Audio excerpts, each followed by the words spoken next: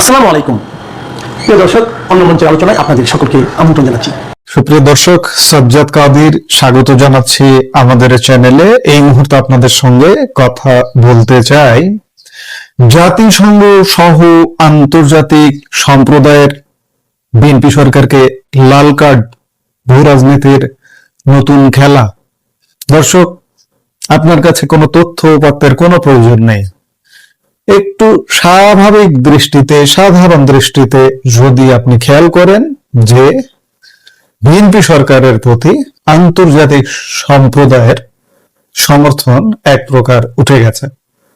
শুধু তাই নয়, যে আন্তর্জাতিক প্রেক্ষাপটে আওয়ামী লীগ সরকারের পতন হয়েছিল, ইউনূসকে এখানে ক্ষমতায় বসানো হয়েছিল, সেই ইউনূসের ওপরও কোনো ধরনের কোনো সমর্থন নেই। সাম্প্রতিক ঘটনা প্রবাহ তাই বলে। আবার অনেকে বলবেন যে না, এই তো পরিস্থিতি পরিবর্তন হতে হতে আবার দেখছি উল্টো দিকে ঘুরছে, নানা অসম্ভব ঘটনা ঘটছে। একটা কথা মনে রাখবেন, ষড়যন্ত্রকারীরা জানে যে আমার মৃত্যু নিকটে, দুদিন পরে আমি মারা যাব, দুদিন আগেও আপনাকে মারতে চাইবে। একটি উদাহরণ দিলে এই প্রশ্নের উত্তর আপনি পেয়ে যাবেন। 1971 সালের কথা মনে করুন। ষড়যন্ত্রকারীরা, আমাদের বিরুদ্ধ শক্তিরা, পাকিস্তানি পক্ষ, এদেশীয় রাজাকার, স্বাধীনতা বিরোধী শক্তি জানতো যে খুব শীঘ্রই বাংলাদেশ স্বাধীন হয়ে যাবে। আপনারা দেখেছেন যে স্বাধীন হয়েছে। 16 ডিসেম্বর বাংলাদেশ স্বাধীন হয়েছে। 14 ডিসেম্বর, মাত্র 2 দিন আগে, কি নারকীয় কর্মকাণ্ড করেছে ষড়যন্ত্রকারীরা। এমনটায় তারা জানে তারা পরাজিত হতে যাচ্ছে, কিন্তু পরাজিত হওয়ার আগে তারা আপনাকে নিয়ে, সবাইকে নিয়ে মরতে চাইবে।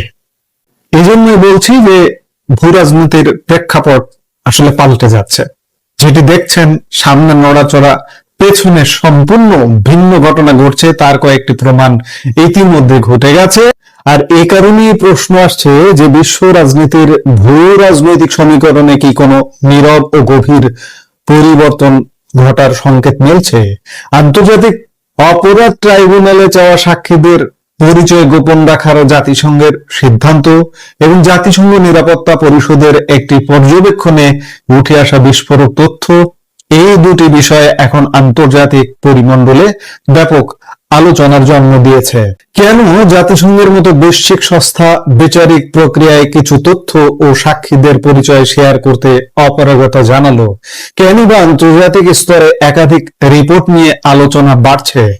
এর পেছনে কি বিশ্ব শক্তির কোনো রাজনৈতিক ও ভূকৌশলগত হিসেব নিকাশ কাজ করছে, নাকি এটা সম্পূর্ণ আন্তর্জাতিক মানবাধিকার ও আইনি কাঠামোর নীতিগত অবস্থান? আজকের বিস্তারিত বিশ্লেষণে আমরা দুটি মূল ঘটনার পুঙ্খানুপুঙ্খ তথ্য ও আন্তর্জাতিক সম্পর্কের গভীর সমীকরণ ধরে আলোচনা করব।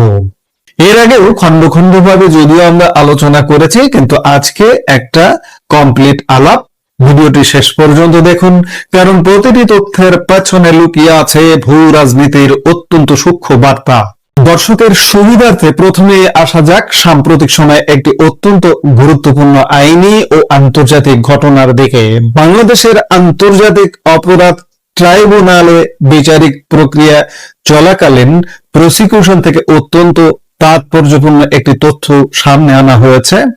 ডেইলি স্টারে প্রকাশিত প্রতিবেদন অনুযায়ী আন্তর্জাতিক অপরাধ ট্রাইব্যুনালের প্রসিকিউটর গাজী মনোয়ার হোসেন পামিন আদালতকে আনুষ্ঠানিকভাবে জানান যে 2024 সালের জুলাই অভ্যুত্থান, তারা অভ্যুত্থান বলে, আমরা অভ্যুত্থান বলি না, আমরা এটাকে ষড়যন্ত্র বলি, সেই ষড়যন্ত্রের সময় ঘটে যাওয়া মানবাধিকার লঙ্ঘনের ঘটনা নিয়ে জাতিসংঘের ফ্যাক্ট ফাইন্ডিং রিপোর্টে যেসব প্রত্যক্ষদর্শী সাক্ষ্য ব্যবহার করা হয়েছিল তাদের পরিচয় ট্রাইব্যুনালের কাছে প্রকাশ করতে অস্বীকৃতি জানিয়েছে জাতিসংঘ।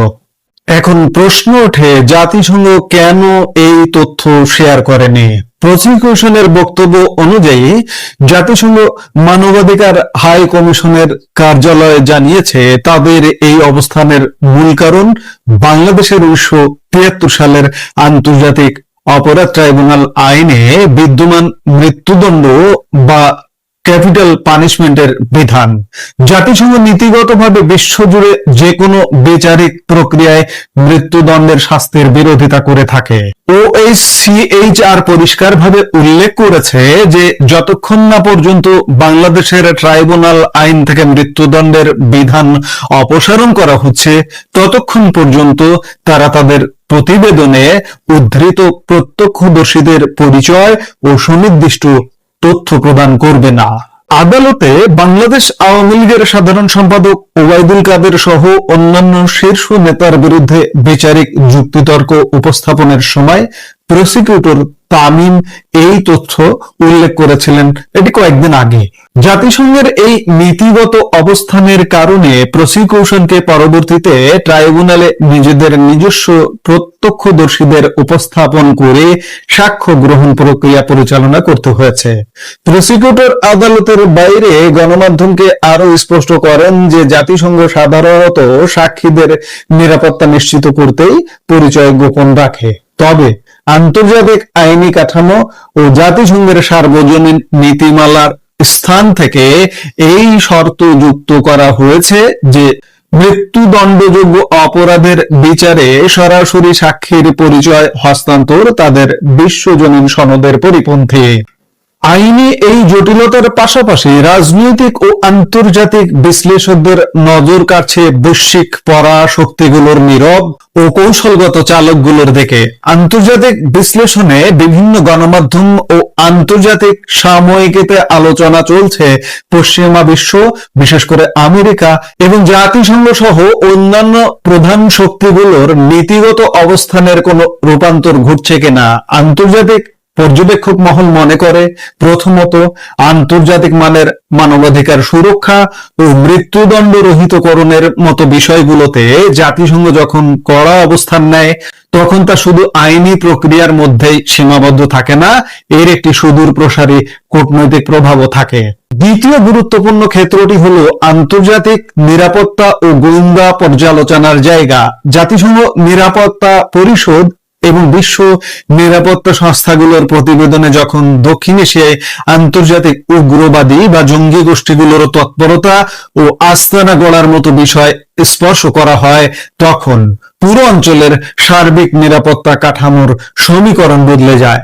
নিরাপত্তা পরিষদের বিভিন্ন মনিটরিং টিমের রিপোর্টে আল কায়েদা বা অন্যান্য আন্তর্জাতিক জঙ্গি গোষ্ঠীগুলির আঞ্চলিক নেটওয়ার্ক শক্তিশালী হওয়ার যে সতর্ক বার্তাগুলো আন্তর্জাতিক পরিমণ্ডলে উত্থাপিত হয়, বিশ্ব শক্তিগুলো তা অত্যন্ত গভীরভাবে পর্যবেক্ষণ করে। আমেরিকা সহ প্রধান পশ্চিমা দেশগুলো দীর্ঘদিন ধরে দক্ষিণ এশিয়ার নীতি নির্ধারণে দুটি প্রাথমিক মানদণ্ডকে সামনে রাখে: এক, আন্তর্জাতিক নিরাপত্তা ও সন্ত্রাসবাদ দমন; দুই, মানবাধিকার রক্ষা ও সার্বজনীন আইনি কাঠামোর প্রয়োগ।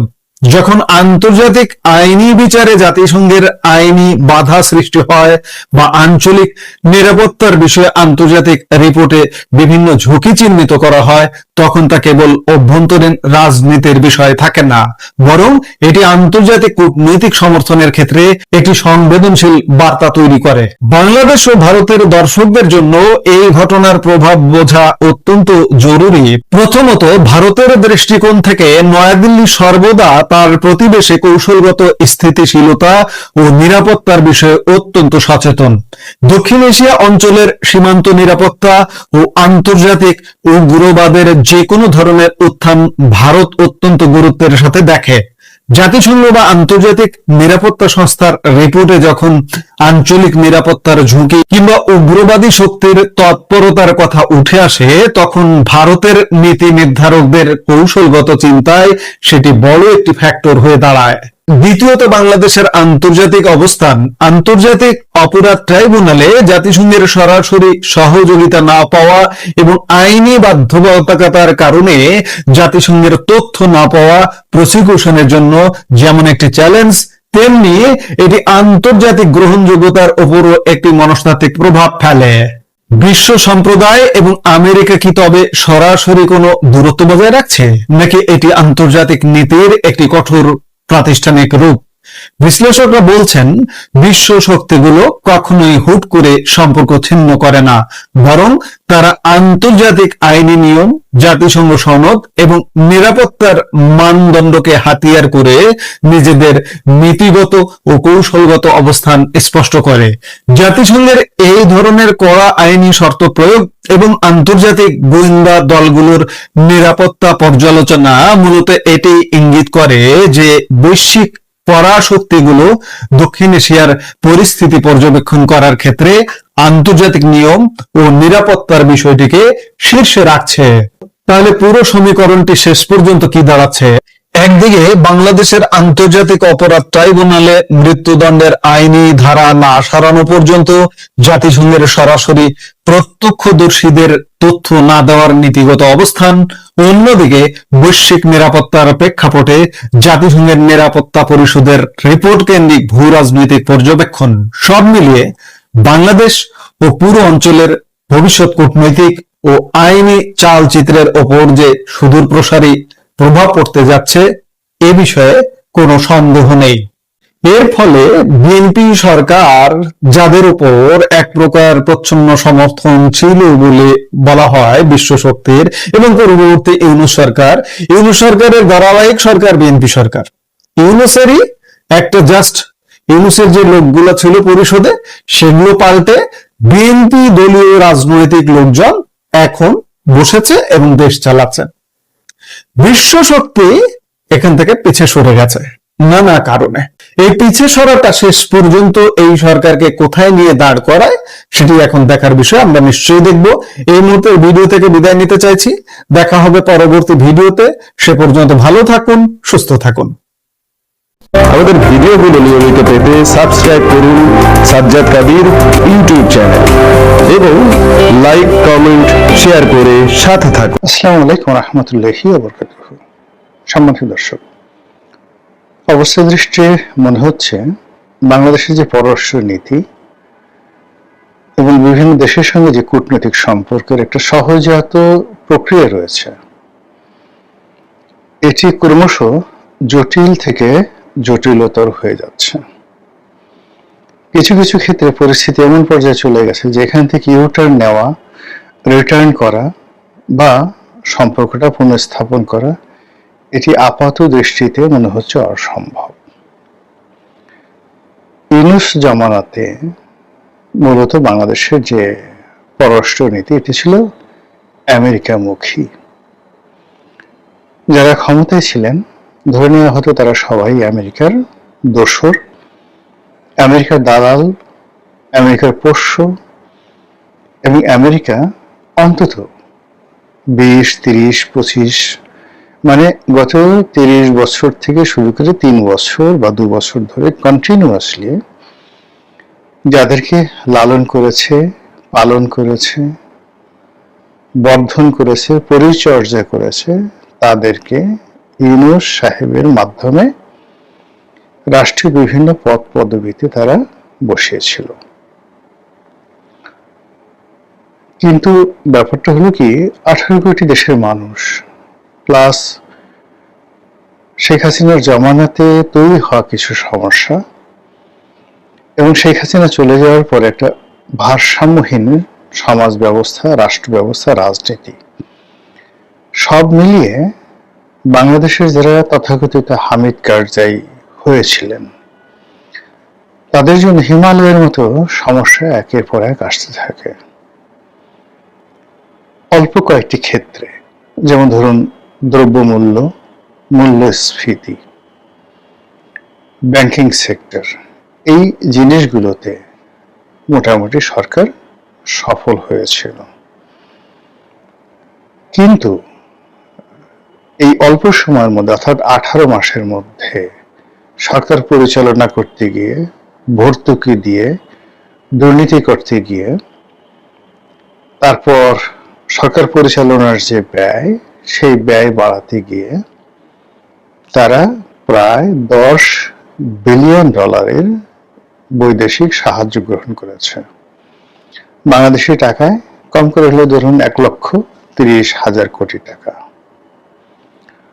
একই সময় মুদ্রা ছাপিয়েছে কত হাজার কোটি টাকা আমরা বলতে পারবো না, তবে ইসলামী ব্যাংকগুলোকে, কেবলমাত্র ইসলামী ব্যাংকগুলোকে তারা সাবসিডিজ দিয়েছে প্রায় 30,000 কোটি টাকা। তো 1,30,000 কোটি টাকা বিদেশ থেকে এনেছে, আর ইসলামী ব্যাংকগুলোকে দিয়েছে 30,000 কোটি টাকা সাবসিডিজ, টাকা ছাপিয়ে। আর নিজেরা কত হাজার কোটি টাকা ছাপিয়েছে এটা বলা যাচ্ছে না, ধরুন আরো প্রায় 30,000 কোটি টাকা তারা ছাপিয়েছে। এর বাইরে ব্যাংকিং ব্যবস্থা থেকে বৈধ চ্যানেলে তারা যে ঋণ নিয়েছে, সব মিলিয়ে 18 মাসে প্রায় 3 লক্ষ কোটি টাকা বৈদেশিক ঋণ, স্থানীয় ঋণ এবং তার সঙ্গে সঙ্গে মুদ্রা ছাপানো, এই লায়াবিলিটিস ইনু সরকার তৈরি করেছে। ফলে কি হলো, এই বিপুল পরিমাণ ভর্তুকি দিয়ে তারা ডিজেল এনেছে, বকেয়া পরিশোধ করেছে, কর্মচারীদের বেতন দিয়েছে, সবকিছু করেছে খুব স্বল্পকালীন সময়। অনেকটা আইসিইউতে একটি রাষ্ট্র বাঁচিয়ে রাখার মতো ঘটনা তারা করেছে। কিন্তু যখন তারেক রহমান সাহেব এসেছেন, তখন আগের সরকারের সেই লায়াবিলিটিস এবং ইনু সরকারের লায়াবিলিটিস সব মিলিয়ে 23 লক্ষ কোটি টাকার দেশি এবং বিদেশি ঋণ এখন বিএনপি সরকারের মাথায়। এই ঋণ সামাল দেওয়ার জন্য আইএমএফ এর ঋণ দরকার, ওয়ার্ল্ড ব্যাংকের ঋণ দরকার, বিভিন্ন বিদেশি বন্ধু রাষ্ট্র তাদের কাছ থেকে অ্যাটলিস্ট এই মুহূর্তে $10 বিলিয়ন, অর্থাৎ ইউনূস সাহেব যে টাকাটা হাওলাত করেছিলেন, ঋণ করেছিলেন, ওই পরিমাণ টাকা বাজেটারি সাপোর্ট এই সরকারের এই মুহূর্তে দরকার। এবং কম করে হলেও 6 লক্ষ কোটি টাকার রাজস্ব তাকে আদায় করতে হবে স্থানীয়, মানে ট্যাক্সেশন যে সিস্টেম রয়েছে তার মাধ্যমে, এনবিআর এবং এনবিআর বহির্ভূত যে খাতগুলো রয়েছে। তাহলে বোঝার চেষ্টা করে, সমস্যা যদি আপনাকে বুঝতে হয় তাহলে আপনাকে হিসাব জানতে হবে, অঙ্ক জানতে হবে। সরকারকে এই বছরের জুন মাস থেকে আগামী বছরের জুনের মধ্যে কম করে হলেও আমদানি, রপ্তানি, অবকারী শুল্ক, ভূমিকর যা কিছু আছে স্থানীয়ভাবে 6 লক্ষ কোটি টাকা আয় করতে হবে। আজকের দিনের পর্যন্ত যে সরকারের অবস্থা, টাকা পয়সার যে অবস্থা, বড় জোর 3 লক্ষ কোটি টাকা তারা আদায় করতে পারবে। আচ্ছা, $10 বিলিয়ন যে বৈদেশিক সাহায্য দরকার, এই $10 বিলিয়ন বৈদেশিক সাহায্যের মধ্যে এখন পর্যন্ত $1 বিলিয়ন কেউ দেবে এরকম কোনো সাহায্য পাওয়া যাচ্ছে না। কিছু প্রকল্পের কথা বলা হচ্ছে, কিছু এফডিআই ফরেন ইনভেস্টমেন্টের কথা বলা হচ্ছে, কিন্তু এখনো পর্যন্ত not yet confirm for a single Penney. তো বোঝার চেষ্টা করুন যে সরকারের উপর কি পরিমাণ মানসিক চাপ যাচ্ছে এবং কি পরিমাণ দৈন্য দশা যাচ্ছে। মানুষের পকেটে যখন টাকা না থাকে, আপনি থেকে যতই সাজান গোছান না কেন, যতই সৈয়দ বংশের ছেলে হন বা তালুকদার বংশের মেয়ে হন, রাতের আধারে আপনাকে কোনো সুদ করে বাসায় যেতে হবে।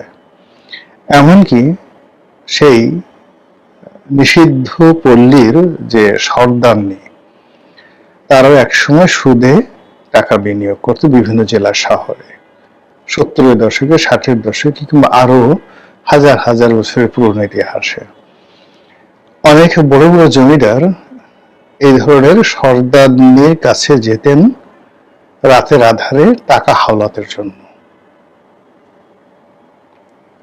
আধুনিক রাষ্ট্র ব্যবস্থায় এখন এটা আরো সিরিয়াস অবস্থায় চলে গেছে। তো এখন এই সরকার এই অর্থনৈতিক সমস্যাগুলো আমরা যেটা দিব্য দৃষ্টিতে দিনের আলোকে একেবারে সহজ সরল, I am not a technical person, nor a financial expert or analyst. কিন্তু আমি একজন সাধারণ মানুষ হিসেবে এই সমস্যাগুলো বুঝতে পারি। তো কাজে যারা ফাইন্যান্সিয়াল অ্যানালিস্ট রয়েছেন, চার্টার্ড অ্যাকাউন্টেন্ট রয়েছেন, রাষ্ট্রের অর্থনীতিবিদ রয়েছেন, তারা এই জিনিসগুলো টু দি পয়েন্টে বুঝতে পারছেন। আমাদের দেশের একটা সামাজিক ব্যবস্থা হলো যে গরিবের পাশে কেউ থাকে না, এবং বিগত যৌবনার দিকে কেউ ফিরে তাকায় না। যৌবনকালে অসাধারণ সুন্দরী ছিলেন, কিন্তু বুড়ো হয়ে গেছেন বা 60 বছর হয়ে গেছে, চামড়ায় ভাঁজ এসে গেছে, সেই রমণের দিকে কেউ তাকায় না। বাংলাদেশে একজন বিখ্যাত অভিনেত্রী, মানে 80-র দশকে বলতে গেলে সবার ক্রাশ ছিলেন। চলচ্চিত্র জগতে এরকম কোন সুন্দরী আর খুব কম ছিলেন। She was really pretty in all respect. একটি টেলিভিশন চ্যানেল অনুষ্ঠানে তাকে আমি 2018 সনে দেখলাম। আমার সাথে খুব ভালো সম্পর্ক ছিলেন। তার বয়স তখন অলমোস্ট 65 থেকে 70 বছর হয়ে গেছে। একসময় দেশের সেই যত বিখ্যাত রাজনীতিবিদ, মন্ত্রী, আমলারা তার পায়ের কাছে গিয়ে পড়তো। টেলিভিশনের মালিকরা তার একটু অনুগ্রহ লাভের জন্য তার পিছু পিছু ঘুরতো। তিনি সেই অনুষ্ঠানে এসেছেন, টেলিভিশনের মালিককে খুব জোরে জোরে ডাকছেন, কিন্তু তার দিকে ফিরেও দেখাচ্ছে না। আমি তখন তাকে দেখে বললাম যে, আপা কাছে আসেন। যৌবন যদি একবার চলে যায়, যৌবনের মোহে যদি কাউকে আপনি আকৃষ্ট রাখেন, সেই যৌবনের দোহাই দিয়ে বার্ধক্যে কাউকে ফিরে পাওয়া যায় না। কথাটা খুব নির্মম ছিল, নিষ্ঠুর ছিল, কিন্তু তিনি বুঝলেন এবং তিনি কৃতজ্ঞতা প্রকাশ করলেন যে, রনি ভাই আপনি ঠিকই বলেছেন।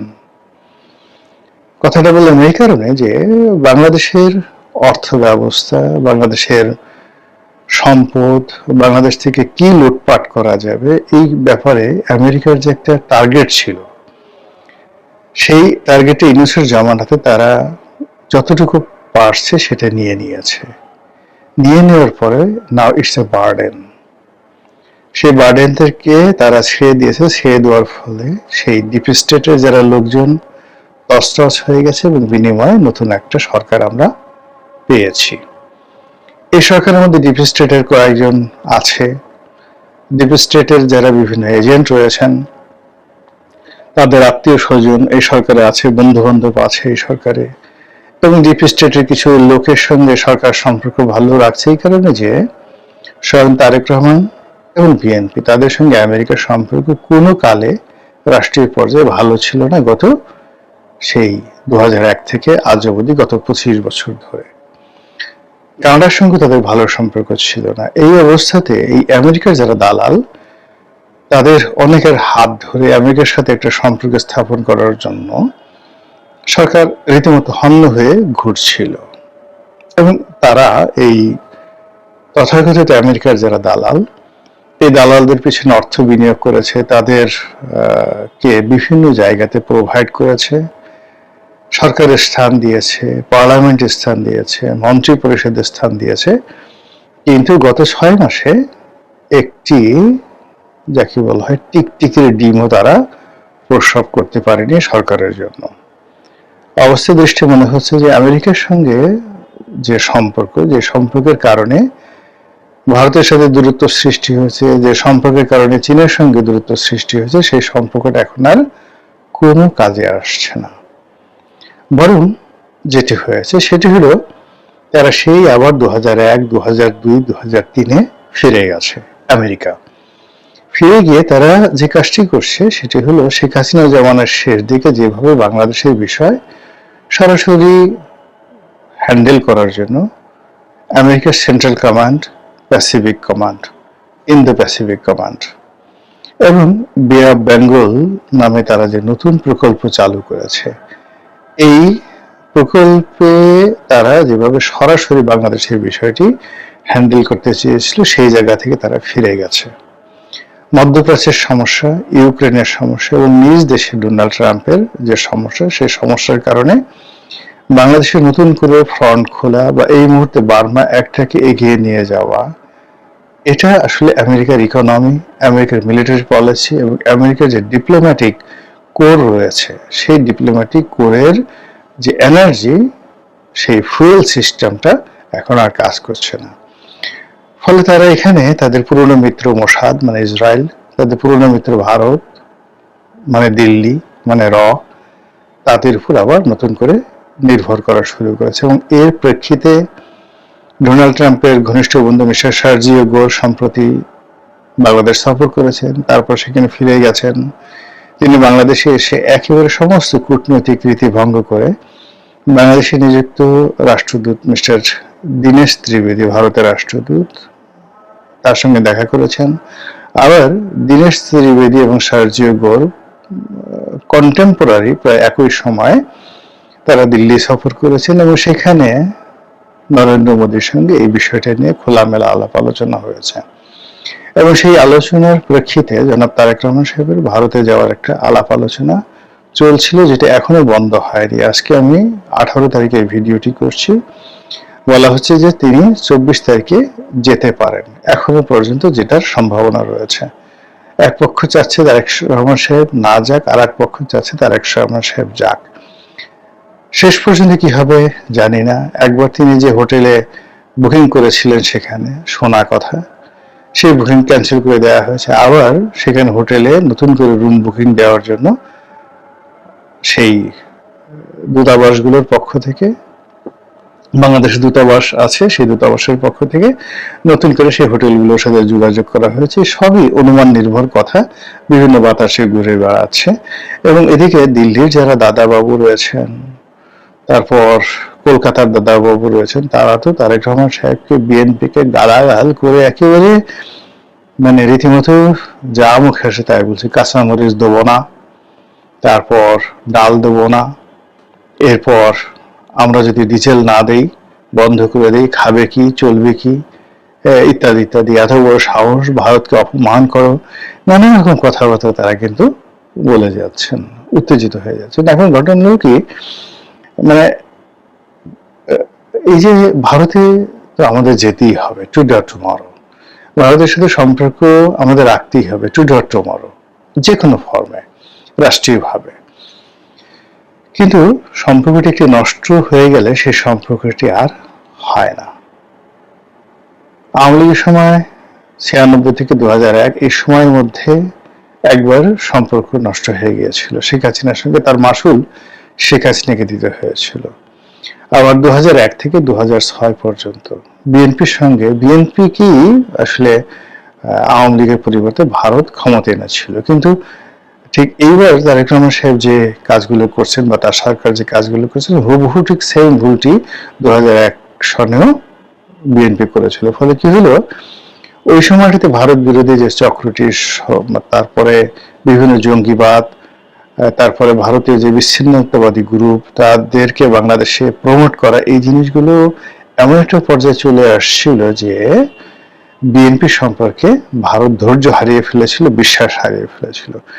এরপর থেকে ভারতের সঙ্গে টিল নাও এখন পর্যন্ত সম্পর্ক হয়নি। শেখ হাসিনার পতনের পরে পলিটিক্যাল কারণে, রাজনৈতিক কারণে, গণতান্ত্রিক বোধ বুদ্ধির কারণে ভারত এগিয়ে এসেছিল বিএনপির সঙ্গে সম্পর্ক রক্ষা করার জন্য, চালু করার জন্য। কিন্তু সেটা বিএনপি স্মার্টলি, ইলেকট্রনিক্যালি সেটা হ্যান্ডেল করতে পারেনি। আর এখন যে ঘটনাটা ঘটছে, মানে দর কষাকষি হচ্ছে, কিভাবে যাব, এটা দিতে হবে, ওটা দিতে হবে। আসলে এইভাবে দর কষাকষি করে আসলে কখনো সম্পর্ক হয় না।